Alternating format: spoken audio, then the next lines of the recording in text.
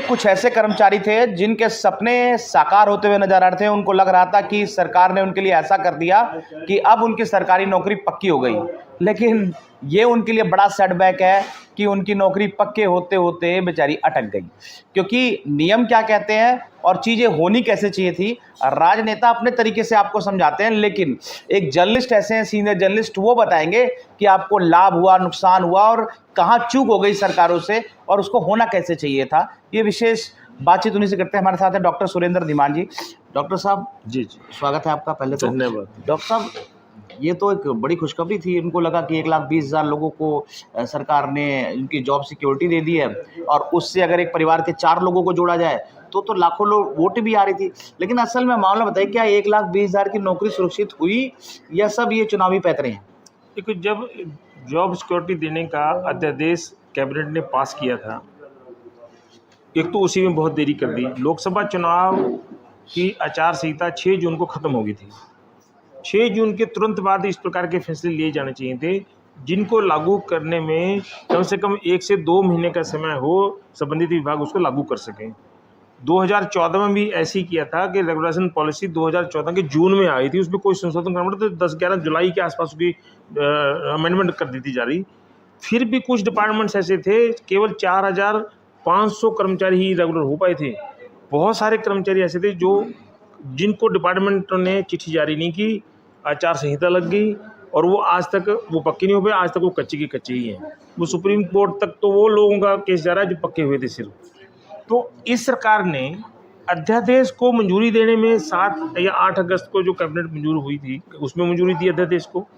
फिर उसमें कुछ 2-3-4 दिन उसको संशोधन करने में लग गए। फिर उसको राज्यपाल के पास भेजा। राज्यपाल के साइन करने के बाद 14 अगस्त 2024 की शाम को 7:30 बजे वो नोटिफाई हो पाया। 15 अगस्त की छुट्टी थी। 16 अगस्त को 3 बजे आचार संहिता लगी। तो अभी तक उसको जो इम्प्लीमेंट करने के निर्देश देने थे चीफ सेक्रेटरी के ऑफिस से कि ये इम्प्लीमेंट, एक अध्यादेश तो होगा, बहुत मोटा मोटा रूप होता है कि 5 साल से ऊपर के ज़्यादा जितने भी लोग हैं डिपार्टमेंट में कॉन्ट्रैक्चुअल लगे हैं, किसी भी रूप से लगे हों, बोर्ड में, कॉर्पोरेशन में या अन्य ऑर्गेनाइजेशन जो स्टैट्यूटरी हैं उनमें बने लगे हुए हैं कर्मचारी, उनको जॉब सिक्योरिटी देनी थी। बेसिक पे उस न्यूनतम कम समकक्ष जो उसका पद है उसके अनुसार देना था, प्लस 5, 8 और 10 साल के अनुसार 5%, 10%, 15% का उस बेसिक का उनको और इंक्रीज देना था जो उन्होंने सर्विस दे दी है। लेकिन ज़्यादा उसको कैसे इम्प्लीमेंट करना था, 5 साल कैसे कवर करने थे, कैसे कैलकुलेशन करनी थी, इसके लिए एक निर्देश जारी करने थे चीफ सेक्रेटरी ऑफिस ने, जो अभी तक जारी नहीं हुए थे। अब क्योंकि आचार संहिता लग गई है, उसकी भी क्लैरिफिकेशन अभी निर्देश जारी नहीं हुए हैं। अगर निर्देश जारी करने पड़ेंगे, पहले भारत निर्वाचन आयोग से उसकी अनुमति लेनी पड़ेगी। ऐसी इन जॉब सिक्योरिटी को अगर देना है इन कर्मचारियों को, तो उसके लिए भी उनको ये बताना पड़ेगा चुनाव आयोग को कि जी हमने फैसला कर दिया था, नोटिफाई 14 अगस्त को हो गया था, हमें ये इसकी अनुमति दे दो। अगर चुनाव आयोग अनुमति दे देता है तो इन लोगों को जॉब सिक्योरिटी देने के आदेश का पत्र जो जारी करना डिपार्टमेंट का, वो कुछ कर पाएंगे, अन्यथा कुछ नहीं होगा। एक सबसे बड़ा सेटबैक ये लगा। दूसरा सेटबैक ये लगा कि आज कैबिनेट के अंदर कुछ और जो एक्सटेंशन लेक्चरार्स थे सरकारी कॉलेज के 14-1500 वो हैं, कुछ पॉलिटेक्निक्स के अंदर भी हैं उसी कैटेगरी के अंदर, उन लोगों के लिए भी अध्यादेश लेके आना था, पर क्योंकि कोड ऑफ कंडक्ट लग गया तो अध्यादेश नहीं आ पाया।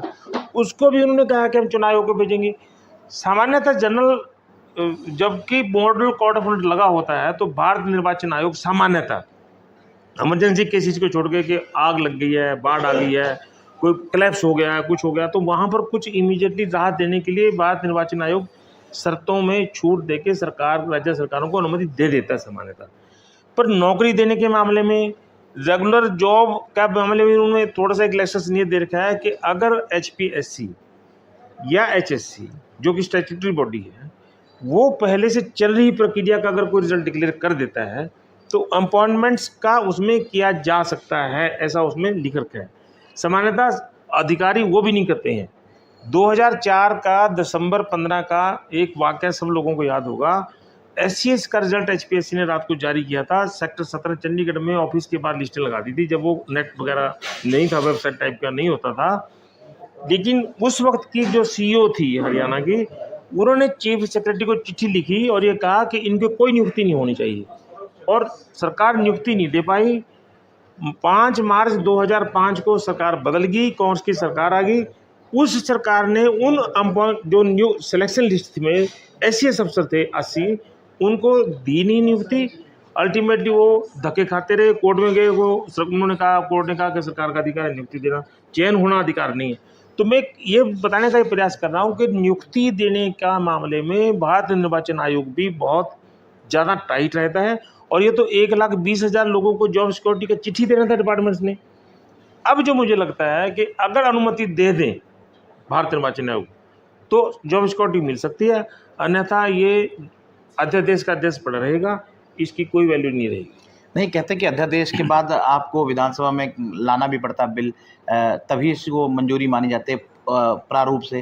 तो आपको लगता है कि इसका वाकई बिल लाने की ज़रूरत थी, और या इसको कैसे वो मॉडिफाई करके मतलब राहत पहुंचा सकते थे, और कहाँ इनसे चूक हुई? अध्यादेश कोई भी जारी किया जाए, वो जब जारी किया जाता है जब लोकसभा या विधानसभा का सत्र नहीं चल रहा हो और राज्य सरकार को लगता है कि ये कानून बनाना बहुत ज़रूरी है, इमरजेंसी में ज़रूरी है, तो कैबिनेट भी एक छोटा स्वरूप होता है विधानसभा का, तो या लोकसभा में लोक केंद्रीय मंत्रिमंडल है, वो एक उस अध्यादेश को इसलिए बोलते हैं कि वो एक्ट है, क्योंकि बिल विधानसभा में या लोकसभा में पेश होता है, यहाँ पर जब लेके आते हैं उसको ऑर्डिनेंस के रूप में लेके आते हैं, है वो एक्ट ही। उसकी 6 महीने की अवधि होती है, कोई भी ऑर्डिनेंस जारी हो उसकी 6 महीने की अवधि होती है। 6 महीने के अंदर अंदर उसको या तो लोकसभा में अगर वो लोकसभा केंद्र का है, और या राज्य की विधानसभा में अगर राज्य विधानसभा का है, उसको बिल के रूप में पास करवाना पड़ता है, और उस बिल को फिर राज्यपाल जब साइन कर देंगे तो वो परमानेंट एक्ट का रूप लेगा। अन्यथा अध्यादेश की अवधि 6 महीने है। अगर वो इसी विधानसभा में वो बिल के रूप में ना लेके आए तो 6 महीने बाद उसकी खत्म हो जाएगी अवधि, उसका कोई वैल्यू नहीं रहेगी। एक बात और सर, खासकर 1,20,000 लोगों को जॉब सिक्योरिटी देने का मामला है, तो आपको लगता नहीं कि इसको तो विपक्ष लेके हंगामा करेगा कि अगर चुनाव आयोग ने मान ली इनको मंजूरी दे दी तो कहेगा कि सीधे सीधे कहीं ना कहीं इनके वोटरों को लाभ पहुंचाने की कोशिश कर रहे हो? मुझे जो मेरा अब तक का जो अनुभव है, भारत निर्वाचन आयोग नौकरियों के मामले में सामान्यतः अनुमति देता नहीं है। ये तो फिर भी 1,20,000 है। इसलिए मैं कह रहा हूँ कि सरकार के पास एक गलती काम हुई। सरकार के पास एक गलती हुई कि ये जो काम 14 अगस्त को हुआ है, ये 14 जून को होना चाहिए था। 1 से 2 महीने तो अधिकारी ही टाइम ले लेते हैं कि उनकी वेरीफाई करने के लिए, उनके डॉक्यूमेंट्स वेरीफाई करने के लिए, अगर उनको जॉब सिक्योरिटी देनी भी थी। हालांकि इस जॉब सिक्योरिटी के अध्यादेश से जो कर्मचारियों को लाभान्वित होना था वो भी खुश नहीं हुए। वो इसलिए खुश नहीं हुए, उनका कहना था कि ना तो हमारी प्रमोशन होनी है, ना हमें डीए दिया, डीए जीरो से शुरू किया, जो आगे बढ़ना था उतना डीए मिलना था, ना उनको पेंशन जो वर्तमान पेंशन थी सिर्फ वही मिलनी थी, अन्य लाभ भी नहीं मिलने थे। तो वैसे ही वो तो कहते थे हमें उन समकक्ष जो रेगुलर कर्मचारी हैं उनके समकक्षी सारी सुविधाएं, वेतन, डीए, अन्य भत्ते सारे मिलने चाहिए थे। एक मेरा सवाल है बीच में, कुछ कर्मचारियों का मेरे पास भी मैसेज आया, वो कह रहे थे कि हम 10 साल से काम कर रहे हैं, उससे अधिक हमारी जो वेतन आज की स्थिति में है, अगर हमें जॉब सिक्योरिटी का लाभ मिलता है तो हमारा तो वेतन फिर बहुत कम आ जाएगा। नहीं, ये कुछ कर्मचारियों को कन्फ्यूजन था, वो ऑर्डिनेंस पढ़ लें। 14 अगस्त 2024 का जो राज्यपाल के साइन होने के बाद ऑर्डिनेंस जारी हुआ है, उसमें पे प्रोटेक्ट की गई है। अगर किसी कर्मचारी को आज की डेट में 45,000 रुपये का वेतन मिल रहा है और जॉब सिक्योरिटी मिलने के बाद उसको 35,000 रुपये का उसका तय होता, तो उसको 45,000 रुपये मिलेंगे, ना कि 35,000। अगर किसी को आज 24,000 मिल रहे हैं और नए जो जॉब सिक्योरिटी के बाद उसको 35,000 रुपये उसके तय होते हैं, तो उसको 35,000 रुपये मिलने थे। तो ये कन्फ्यूज़न कुछ लोगों को या तो पढ़ने में रहा होगा, या जो मैं मानता हूँ ये कन्फ्यूज़न क्यों हुआ कि जब कैबिनेट के अंदर अध्यादेश को लेके गए थे एजेंडे के रूप में, वो वायरल हो गया था, जबकि उस पर डिस्कशन करने के बाद पे प्रोटेक्ट की गई थी कैबिनेट के अंदर, और इसलिए वो ऑर्डिनेंस को सुधरे रूप में आया। तो लोगों ने उसको पढ़ा था, उसमें वो गेस्ट टीचर एक्ट जो बना था सिक्योरिटी वाला, उसी के मुताबिक उसमें लिखा था कि न्यूनतम वेतन से ज़्यादा उसका किसी भी रूप में ज़्यादा नहीं होगा। तो उससे ये मायना लोगों ने निकाला कि हाँ, हमारी कहीं ज़्यादा तनख्वाह से कम ना हो जाए। एक सवाल और इसमें खड़ा होता है, जो ठेकेदारों के बंदे जो ठेकेदारों ने भर्ती कर रखे थे उनके आदमियों को एचकेआरएम में ट्रांसफ़र किया गया, और इस बात को लेकर के कई लोग मन में है कि हम कोर्ट जाएंगे कि भाई ये तो बैकडोर एंट्री है। ऐसा तो है नहीं कि ठेकेदारों ने कोई पारदर्शिता से एग्जाम थोड़े कराया और सरकार ने उनको एचकेआरएम में रख लिया और एचकेआरएम में अब उनको जॉब सिक्योरिटी दे दी। तो वो जो आदमी डिवाइड ठेकेदार थ्रू लगे थे, तो ये लेकर के कन्फ्यूजन है कहीं हाई कोर्ट में चला जाए, वहाँ पर इसको चैलेंज हो जाए। आपके नज़रिए से कैसे देखते हैं? कोई भी एक्ट या कोई भी पॉलिसी जब सरकार बनाती है, किसी भी व्यक्ति को कोर्ट में जाने का अधिकार है जो उससे प्रभावित हो रहा हो। 2014 में कांग्रेस सरकार जो रेगुलराइजेशन पॉलिसी लेके आई थी, उनको भी चुनौती दी गई थी, जिसको हाई कोर्ट ने रद्द कर दिया, जिस पे अपील सुप्रीम कोर्ट में दायर हुई, सुप्रीम कोर्ट ने स्टेटस को दिया, जिस पे अब उसको अंतिम चरण में सुनवाई पे आ गया। 2 उसकी सुनवाई हो गई, अभी 21 अगस्त को उसकी फाइनल सुनवाई है।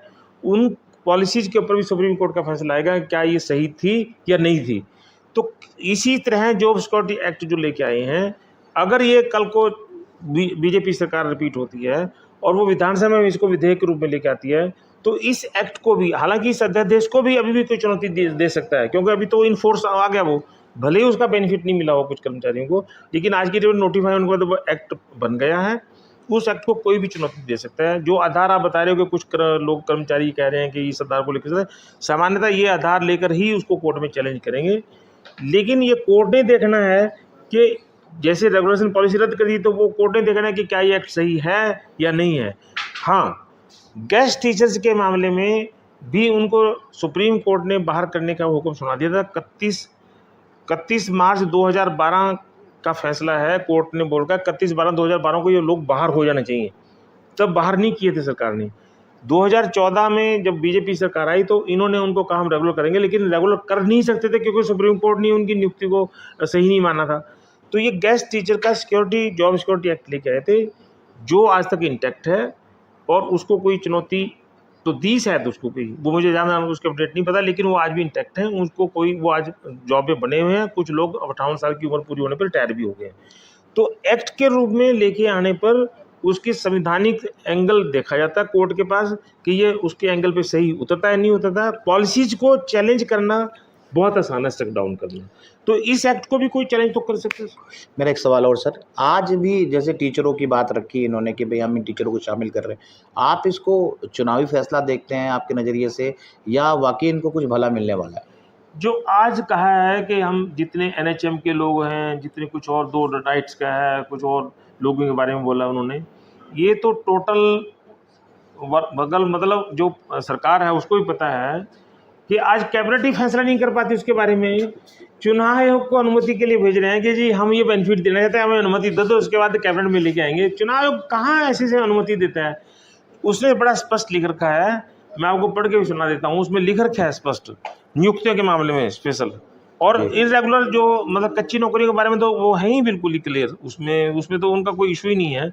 लेकिन जो इन्होंने लिख रखा है, रेगुलर रिक्रूटमेंट ऑब्लिक अपॉइंटमेंट और promotions through the UPSC, state public service commission, जो HPSC जिसको बोल रहा हूँ, or the staff selection commission, जो SSC जो मैंने पहले बोला है, और एनी अदर स्टैट्यूटरी अथॉरिटी जो वैधानिक तौर पे गठित है, किसी को भी वैधानिक दर्जा दे सकते हैं, can continue recruitment through non statutory bodies will require prior. जो HPSC HSC स्टैट्यूटरी बॉडी अपनी रिक्रूटमेंट अपॉइंटमेंट जारी रख सकती हैं, लेकिन जो दूसरी बॉडीज हैं उनको पहले वहाँ लेना पड़ेगा अनुमति। तो जितनी भी ये अनुमति चुनाव आयोग से मांगी जाएंगी, जनरली मैंने ये देखा है 99% चुनाव आयोग अनुमति देता नहीं है। अभी राज्य सरकार को तत्काल रूप से अध्यादेश भेजकर ये बोलना चाहिए कि हम पहले फैसला कर चुके थे, हमें इसकी अनुमति दें, हमने इतने हमारे कर्मचारियों को इसका जॉब सिक्योरिटी का पैदा होना है, वो चुनाव आयोग अनुमति दे देगा तो बेनिफिट हो जाएगा, अन्यथा नहीं। मेरा एक अंतिम सवाल सर, कल आप प्रेस कॉन्फ्रेंस में थे, भूपेंद्र सिंह हुड्डा जी से जो सवाल किया गया, आपने भी पूछा था कि HKRN को लेकर के उनका क्या स्टैंड है, क्योंकि उन्होंने बहुत बार प्रेस कॉन्फ्रेंस में कहा कि हम इसको कैंसिल करेंगे, हम इन चीज़ों को आगे नहीं करेंगे, क्योंकि वो मानते हैं कि इसमें तमाम प्रकार के जाति आरक्षण नहीं मिले और भी चीज़ें नहीं मिले। आप उनके फैसले को ओवरऑल कैसे लेते हैं और उसका क्या असर मानते हैं हरियाणा की राजनीति? देखो, मुझे जो लगता है, अभी जब सत्ता से आदमी बाहर होता है तो बहुत सारी तकनीकी पहलुओं की जानकारी उन्हें नहीं होती है। भले ही वो 10 साल चीफ मिनिस्टर रही हैं, लेकिन आज उनको, मुझे लगता है, या उनकी जो टीम है वो शायद उतना बताने में सफल नहीं हुई है कि HKRN का गठन कैसे हुआ, इसमें हुआ क्या है, कैसे कैसे लोग गए हैं। HKRN को उन्होंने कह रखा कि हम इसको रद्द कर देंगे।